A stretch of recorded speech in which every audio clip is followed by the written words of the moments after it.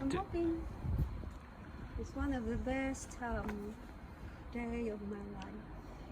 At last, I own my own house. Nepot. Chatterbox Popsi. Don't forget, I get the half of it. Yes. Alright, thank you. So this is the eco-based grid. So what we did is, Han, can you help me to explain this? How did you connect this? All you have to do is just, there's a sample. Ethan, come here.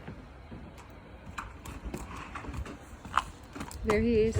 Can you make a sample, Ethan, how to conventional slab and stabilizing gravel to create a firm ground with each rectangle grid size at 85 by 62 centimeter and 3.5 centimeter. Yeah, you got the slotted in. The other one is not in. Make sure that this one here are connected to each other. Yeah. So that's it. That's simply quick, but make sure we have this membrane. Okay, what is a garden membrane? I'll explain it to you short and in a short way. It helps to suppress weed growth by laying a weed membrane underneath your decorative aggregate gravel and chippings, secured with our fixing pegs or metal ground hooks.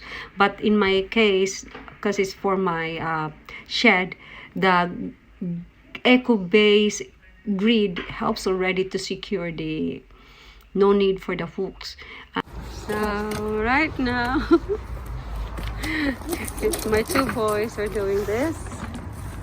Ethan, now use the, not that, Ethan, a bit closer. So what is a pea gravel? Compared to the other types of the sharper, rough gravels, pea gravel has a round and smooth edges. Mapapansin nyo round talaga siya, rounded. Look at it on the picture. Yeah, it's rounded. Hindi siya rough. And it's often used in garden landscaping and is a fantastic complement to our water feature.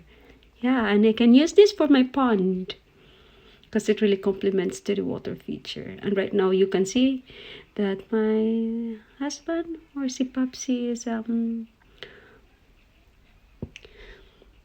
shoveling the peas using my transporter. Okay,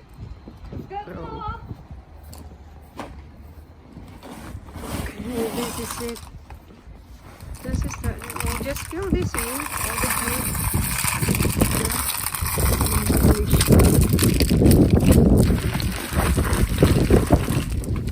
It's really cold. The wind is really cold.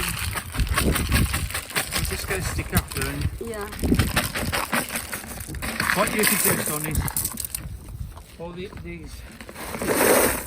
Quick fill all these in. You got it. Pagkan siya.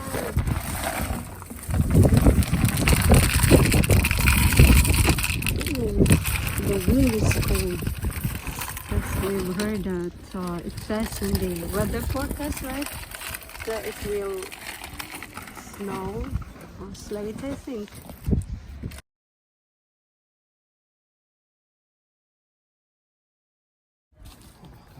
This is a very personal shed because it's personally done and helped by my, of course, my little lad, and of course my Popsi.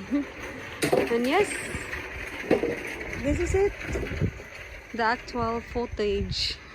Not footage, this is the actual picture. Yeah, and a lot to fill in, and I hope the pebbles will be enough. I really love this to use it for my garden, but I'm gonna use a different color. Yep, I can't wait. And of course my son, they've had enough already because it's tea time already. Them hungry, and then yes, this is it.